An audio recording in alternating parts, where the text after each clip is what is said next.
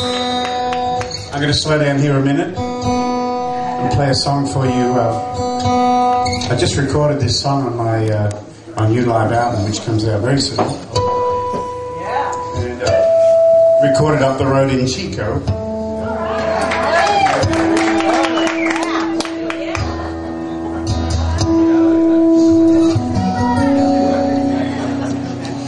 This is a song that I wrote at the airport in my hometown of Melbourne, Australia, and I had this song going around in my head.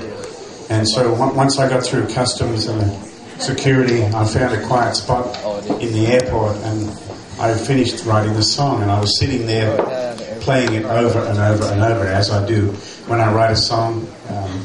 I can't write it down on paper. I don't read music, don't read or write music. So I have to remember everything in my head. So I use repetition as my little helper.